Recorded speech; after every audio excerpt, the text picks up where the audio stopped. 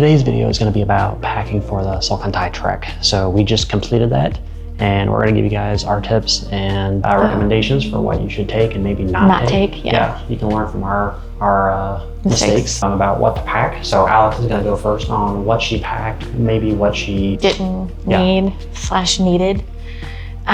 So this was honestly, this was my roadblock, because I've never been hiking. So I've never stayed overnight in camps and didn't know what to pack on a backpacking trip, because you don't really know what the weather's gonna be like. But I'll kind of take you day by day through what you'll probably need for this hike. And for reference, we did 5 days on the trail, 4 nights. So the first 2 days, you're gonna want something warmer. I ended up packing 4 pairs of pants, and I probably 100% could have done everything with just 3 pairs. And I'll kind of make some suggestions along the way, but you will definitely want long pants. Even in the warm climates, you'll want long pants. There's so many mosquitoes that they just eat up your legs. Anyway, so I would suggest, I'm wearing them currently. I don't think you can see them, but they're from Cool, and I'll have Owen post a link on all of this stuff. But these pants dried out so quick when it was pouring rain that I did end up packing 2 pairs of Lululemon pants, and I will tell you, I would have preferred my Cool hiking pants versus anything the Lululemon. So 3 pairs of long pants. 1 pair was a pair of leggings that are from Unbound Merino, which is, again, something I would recommend you purchasing or investing in, is anything merino wool, because of its it's antimicrobial, quick drying, temperature regulating, so it works great in hot climates or in cold climates. And I wore these every single day, and I can tell you, I don't smell anything on these. They smell great, and we've not washed them. So I slept in this, so a pair of leggings, and then a wool or bamboo, this one's bamboo, sweatshirt. And then we had our sleeping bags as well. I ended up taking a long sleeve, just lightweight wool shirt that I wore pretty much almost every single day. I could wear this in the hot and in the cold, just temperature regulated very well. And it was UV protectant too, so that way you didn't get burnt, because on the trip you will have places that you're at an index of we were 14. at an elevation. Yeah, the UV index was 14 a couple of days. That is another nice thing about merino wool, is it is naturally UV protectant, I believe, and I'll double check my numbers here, but I believe that it's like an SPF or a UVF protectant of up to 50, so great for those sunny locations. And again, it's got so many benefits. So so 1 long sleeve light shirt, and then I did a t-shirt, merino wool t-shirt that was perfect for the hot climates. And then I ended up packing 2 light tank tops, just in case I got super hot and wanted to take them off. There was very rare times that I wanted to fully take them off, just because of the UV index was so high that I would have been fried. But at times at camp, I was able to kind of just take them off and cool down a little bit. I ended up taking a sweater of some sort. It's a very light sweater, because at night it gets cool and we go and sit by the fire or eat dinner. It was kind of nice just to throw on something cozy at night. I packed 3 pairs of merino wool socks, and I would suggest to pack a 4th pair. With 2 days of rain, our socks were soaked. And I do wish I had a 4th pair to kind of interchange in between that, because there might be some days that you have to wear double socks. You will also need, because on the 3rd day, you go to a hot springs. So you'll need to pack a swimsuit of some sort, and then a pair of shorts and a t-shirt, which I just threw on my t-shirt and a pair of shorts. Layer-wise, it was actually pretty decent weather for our cold days. So we didn't have to have any like thick puffer jackets. Some of our team wore some pretty thicker puff jackets. I ended up surviving in just my merino light long sleeve and then a puffer vest. And I also packed a lightweight raincoat that is in my bag over there. But it's also, I'll have Owen put that on there. It was a great raincoat. It's by Cool as well. And you'll also need a pair of gloves. I do recommend a pair of gloves. It gets pretty chilly. You'll also want a neck garter. Like a buff Of some sort, or in both a buff or a head ear wrap for your ears because it gets pretty chilly, or a hat. Definitely on the second day when you're going through the Salkantay Pass, you're up to 15,000 feet of elevation, so it does get cool. It did snow a little bit when we were up there. Yeah. So you'll definitely want something for your head, especially if you're like me and have no hair. So we took 25-liter backpacks. I ended up getting the Copaxi 25-liter bag, which fit perfectly with everything. I had a just normal hat because you'll want the sun off your face. And I also had a bucket brim hat as well. Pretty much everything that you keep in your day pack is what you're using throughout the day. So it's gonna be your medications, your water, extra pair of socks, any toilet paper or personal items that you would need. Anything that you would want along the trail during the day is what would go on there. They give you a roll of toilet paper, but I also suggest for girls, pack of Kleenex bags. Packs are also nice to keep on hand while staying at camp. A water bottle is a great option to put in your bag as well if you're wanting to do other things. And then just your essentials that you need. So like face wipes. I ended up getting, because you get a shower second night. Second and fourth night, you have access to hot showers. Now, they were struggling with the hot, so don't be disappointed if they are cold. But I did end up packing like the Dude Wipe bath wipes that were nice to kind of just wash down before and after the hike. And then very minimal, I would go with very minimal amenities that you need. But other than that, again, 2 pairs of hiking pants, and then a pair of leggings, and then your base long sleeve, your short sleeve, your tank tops, and then your heavier sleeping stuff. You get a blanket at the camp some nights, and then you do get a pillow, but also I'm weird and I like to have things by my face that I'm familiar with. So I brought like a scarf or a blanket scarf that's lightweight that I could kind of throw over my pillow and sleep on, so that way I didn't have to sleep on just the pillow itself. And then I also suggest getting a dry bag because you will be going to the hot springs and need something to put your towels in, so have some lightweight towels in a dry bag.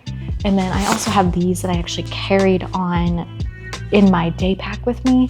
They're like washable bags that I can put my dirty clothes in, or I had another one that I put in my day pack that I put like tissue paper, like used tissue paper and stuff like that, trash, everything like that. So face wipes, and then real sunscreen, moisturizer, small deodorant, toothpaste, and then a small hairbrush, and then whatever you need for face products that you want to take on. I wouldn't suggest bringing shampoo and conditioner. I did not use it. The hotel had shampoo, and then I just had spray-in detangler that I used at the end of the day, and then I used my shampoo or my body wash once because the hotel also had the body wash.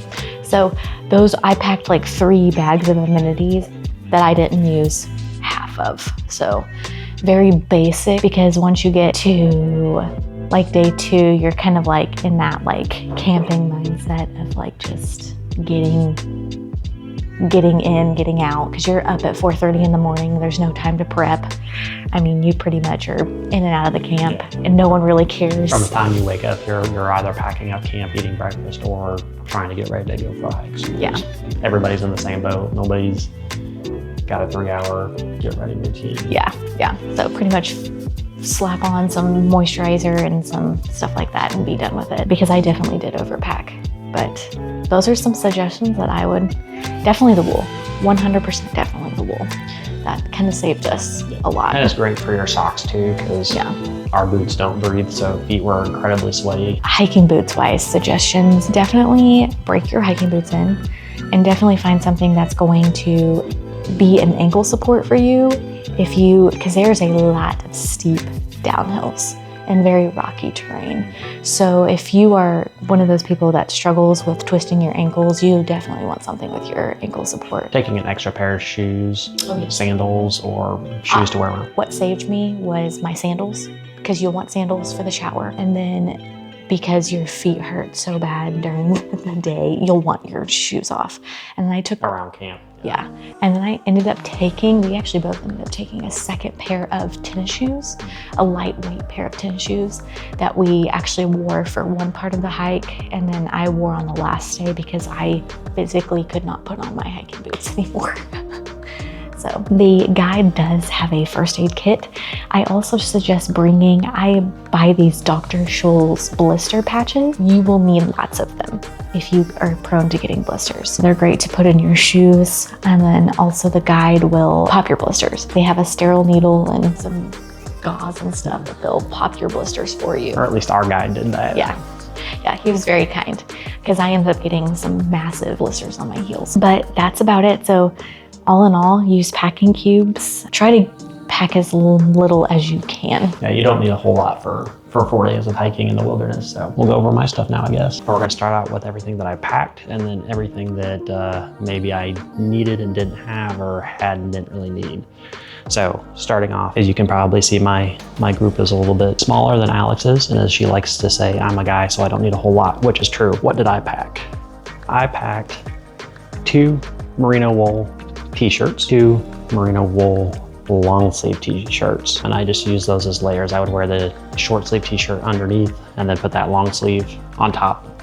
Like Alex talked about with the UV index being high, it was nice to have those wool shirts because they block the sun and they're temperature regulating. So up in the mountains, it was warm. Down in the jungle, it was actually cool. I wore those long sleeve t-shirts in the jungle and I wasn't super hot, and I could always push the sleeves up like I have now. As far as pants, I just had 2 pairs of 4-way flex fit pants. The 2 pairs that I took, one is a pair of Orvis and the other is a pair of Jerry's from Costco. Actually, both of these are from Costco. They both ran me about 20 bucks. So perfect pants. Again, long pants. I didn't pack any shorts. My second pair of pants I actually have on, and I would just rotate those every other day.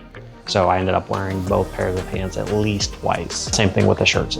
Because merino wool is antimicrobial, has a low odor, you can wear those for multiple days in a row and you don't have any stink to them. That was nice. So again, I would just kind of rotate shirts and pants as needed to get me through the week.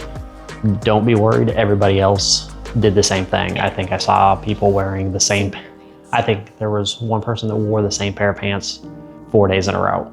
Again, you're hiking for 4 days. Nobody is worried about how you smell, how you look, what you're doing. So don't be worried about taking fewer clothes than you think is necessary.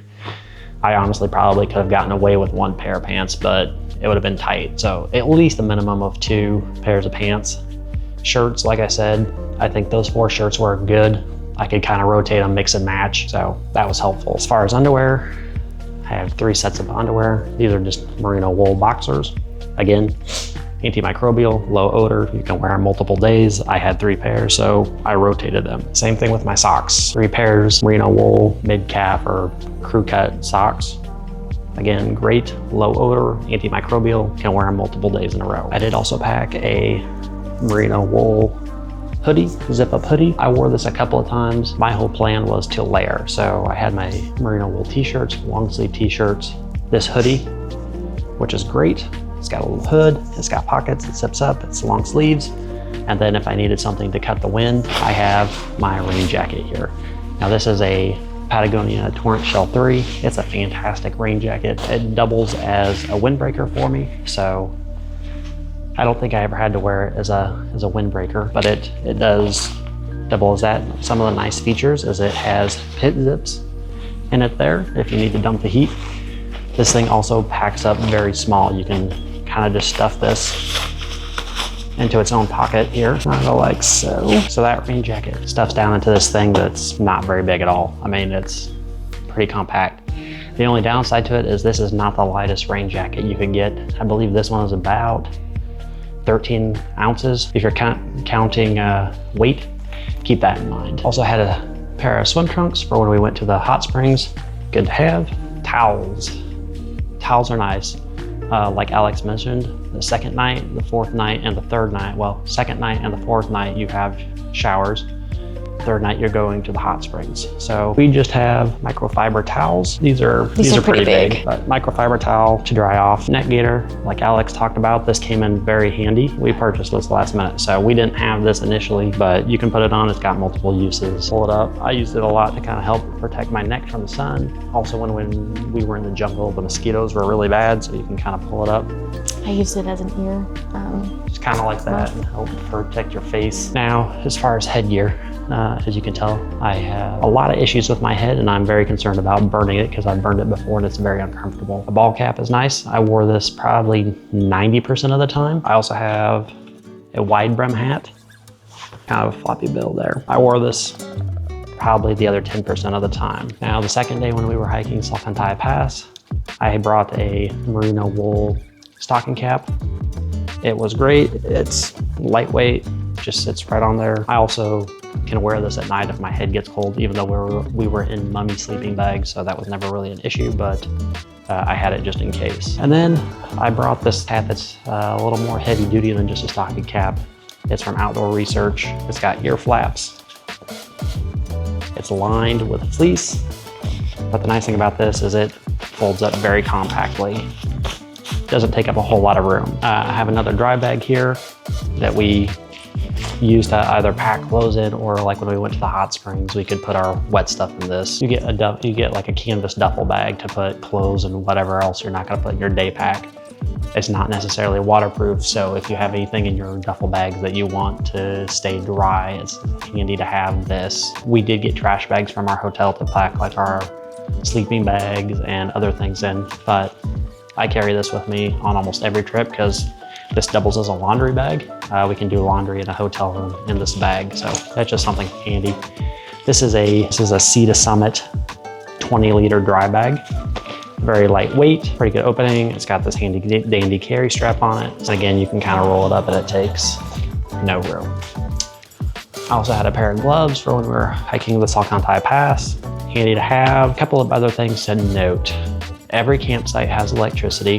The first night we had electricity from 5 p.m. to 8 p.m. That was a little bit of a time crunch, but the other two campsites and the hotel had electricity 24/7. So keep that in mind. If you want to charge your electronics that first night, you only have about 3 hours to do it. They manually shut it off at 8 p.m. With that being said, battery bank might be a handy thing to have. Now I have this one from Anchor. I forget the exact model. I'll put it down below, but this was overkill for what we needed. This weighs about a pound. I had it in my day pack, I think the first 2 days, and then trying to cut weight in my day pack, I ended up putting this in the duffel that got carried by the porters. A battery bank is helpful during the day. You don't necessarily need it at night. So maybe not something this big. Maybe more on the lines of like just a small battery bank that you can use during the day. Charging cables, nothing too crazy. Peru does use US standard outlets. So if you have yours from home in the US, you can use those. They also use a type E or C, I forget, I'll put it in below, outlet. So if you have that, you can use that as well, but your regular US outlet will work. This thing right here is a bungee cord clothesline. And again, this is something I take with me on almost every trip. It's great for hanging clothes. You just need some place to attach it. You know, you can attach it to itself, or you can, with these clips, you can attach it to something. We used this the third night in the jungle domes because a lot of our stuff was wet from the day before from rain and hanging our swimsuits.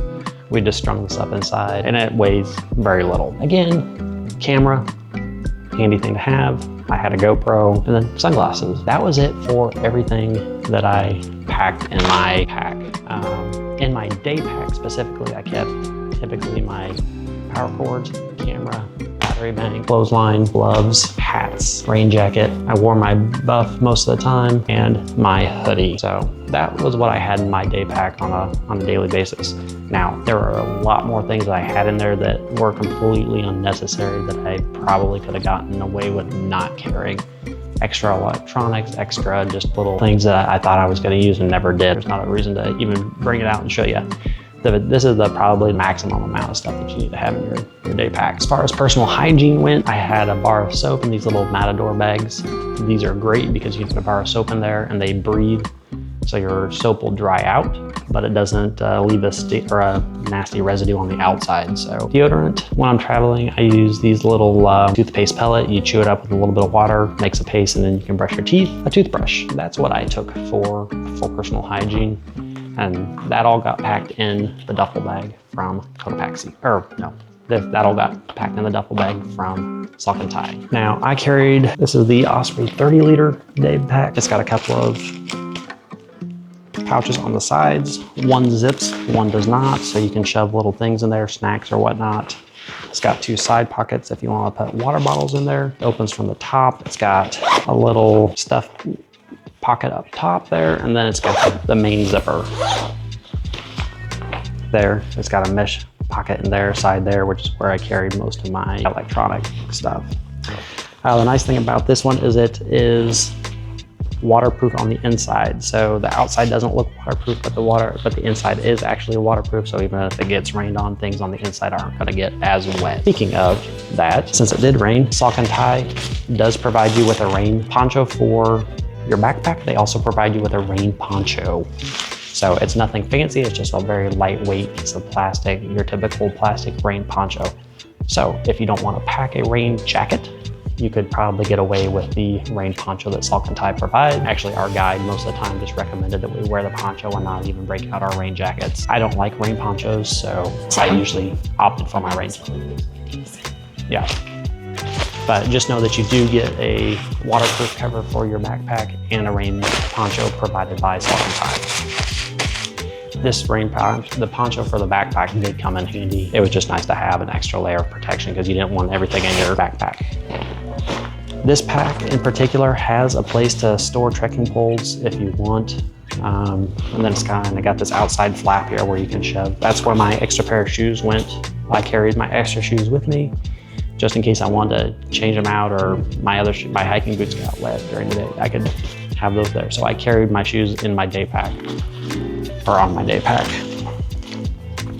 And then this piece here, this is just for my GoPro. My GoPro just clips on there so that it was always handy to have. I didn't have to go digging in a pocket. And I think that pretty much does it for what I packed. So things that we wish we had prior to hiking, we didn't have. Again, the neck buff, I would highly recommend getting one of these. They're lightweight. We bought both of these in Cusco. Alex has one that we bought from a little shop, and then we bought this one from the North Face store for about 30 bucks. So I think they both perform equally. So you don't have to spend a lot on these neck buffs. Other things that we highly suggest that you take with you is one, sunscreen, period, end of story. Sunscreen, and then bug spray. You guys need some sort of bug spray. We doused ourselves in bug spray and are still covered in mosquito bites. Yeah, we were wearing long pants both days and t-shirts and long socks, and our legs are covered. Yeah, the mosquitoes here are smaller than mosquitoes in the US. They almost look like gnats. And you can get both of those things in Cusco. A lot of this stuff you can get in Cusco if you don't have it. Around the main square, they have plenty of hiking stores and outdoor gear stores for people who don't bring or don't remember things. So the night before we left on our trek, we actually went out and bought sunscreen and bug spray. So it's not like you have to pack all that stuff or bring all that stuff with you. You can get those things in Cusco, but highly recommend having that stuff on the trail with you. I also recommend some sort of medicine container. You'll make friends with everyone, and if you're carrying meds, just because a lot of people, that's sometimes not something that you think of or you think you need because you don't take it daily. So obviously your meds that you take every single day, but some other suggestions would be taking Tylenol, ibuprofen. I took some Pepto with some Imodium in them, just because you're out in places and you're eating food that you don't know, so just in case. And then I took some Tums. And then every single morning I put a pack of liquid IV, which is just electrolytes, in my water bladder.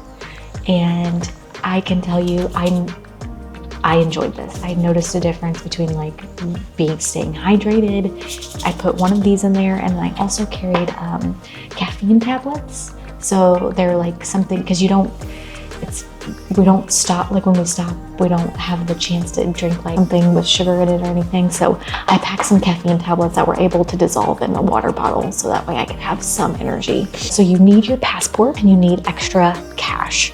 And you can have soles or US dollars, but soles are usually preferred. Preferred, yeah.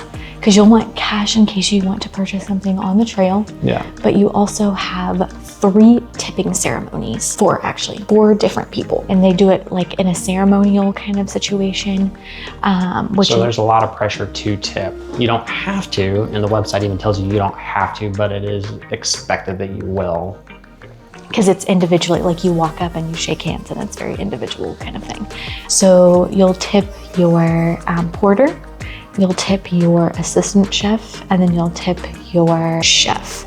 And then you'll also, at the very end, you'll tip your tour guide, which ended up not being ceremonial because of just how crazy and hectic it got at the end. How much do you think that we... It's hard to know. You kind of have to tip on your own. Rough numbers, it's about 4 soles on the US dollar. So I think for the porter, they recommended anywhere from about 30 to 50 soles a piece. So and then for the chef, or for the assistant chef, it was about 70 soles a piece. Or I'm sorry, for the assistant chef, it's about 50 to 70 soles a piece. And then for the chef, 70 to 100 soles. And then for the guide, we tipped 400 soles. So yeah, we tipped pretty good. We tipped pretty good on the guide. Which Alex, our guide, was fantastic. Yeah, so I was gonna say he deserved every bit of that. So he suggested about 600 soles per person to take with you. So that's per person. And that covers purchasing whatever you want along the trail plus tipping. That was not just 600 soles for tipping. Yeah, no. And that also includes things that are unexpected. So you can take a horse up some of the passes, and that's going to cost you around 120 soles. And you can, I think, do that twice. There's 2 different separate times that you can, I think, take horses. So again, include that just in case something happens. And then also I took the train. There is some places that if you couldn't do something, you could bus. So also keep money for that. A lot of places take car, but it's just nice to have cash. Every campsite, you can buy alcoholic beverages, beers, you can buy sodas. They had like a little canteen, so you could buy things at the campsite. If you needed more toilet paper, you could buy that. Along the trail, they had bathroom stops, and typically those bathrooms cost about a sole, 1 or 2 soles to use, which again, it's not that much. It's about 50 cents. Having some coins is great. One thing that we ran into was not everybody has change. Change it before. Yeah. Get a lot of coins before. And your coins come in 1, 2, and 5 sole denominations, or sole denominations. And then your paper bills are 10s, 20s, 50s, 100s, 200s. There are a lot of times that we would pay for something, the 200 sole note, and they didn't have the change, so they had to go try to find it. Speaking of incidentals, going to the hot springs, it's included in your trip, but the transfer from the campsite to the hot springs and access into the hot springs is not included. So transfer is 50 soles per person, and then access into the hot springs is 10 soles per person. For us, that ended up being 120 soles to go to the hot springs. So again, another reason to have cash. Cash. Kind of going over what you get and what to expect when you go to your briefing. The night before your hike starts, you go to your briefing. Your guide will sit down, kind of go over everything, go over the itinerary. You do get a duffel bag that you can pack everything in that you don't want to carry in your day pack. That being said, because those are being carried by horses or porters, there are weight limit. Our weight limit was 7 kilos. Some other people's were 5 kilos, and we'll talk about that here in a minute. We didn't have a scale. We didn't have a way to actually weigh those bags. Nobody said anything to us, so I assume ours were always underweight. If you don't want to pack a sleeping bag, or you don't have a sleeping bag, or hiking poles, you can rent those things from Salkantay. They are about $25 each. So you can rent a sleeping bag for the trip, $25 per person. Hiking pole, $25 per person, which is great because then you don't have to try to pack those in your luggage and bring those with you. We did bring both our sleeping bags, and we did bring a set of hiking poles.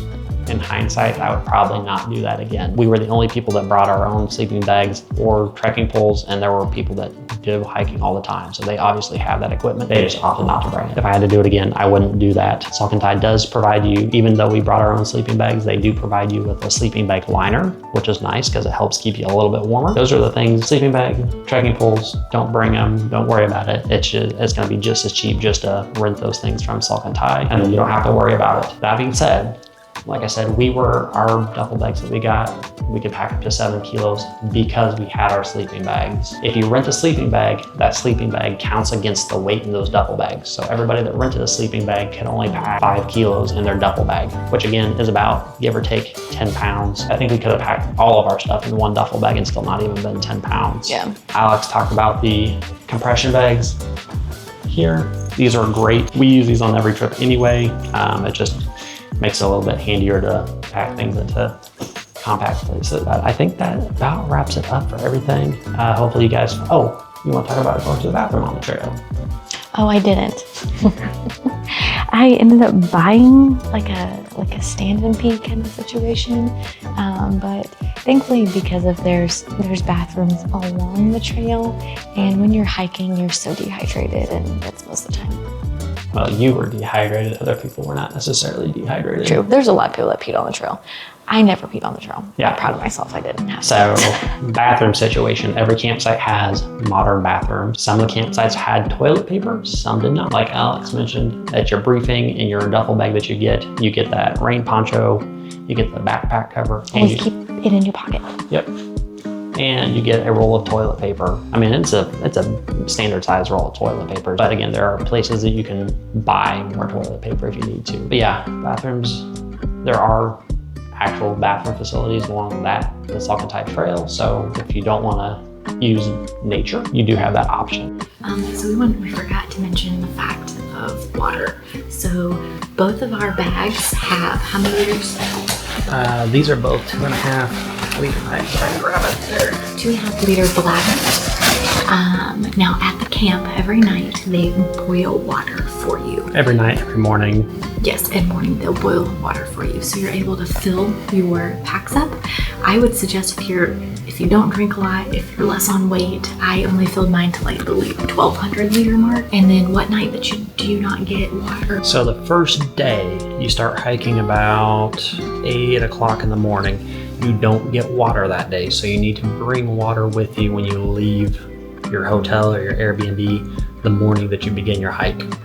After that, you get water at lunch, and then water at dinner. Same thing in the morning, breakfast, lunch, and dinner, you'll get more water.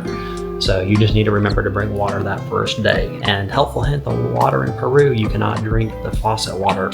So that's why they boil water for you along the trail. So you either have to buy filtered water or get water from someplace reputable, but you don't drink the faucet water. So top tip there.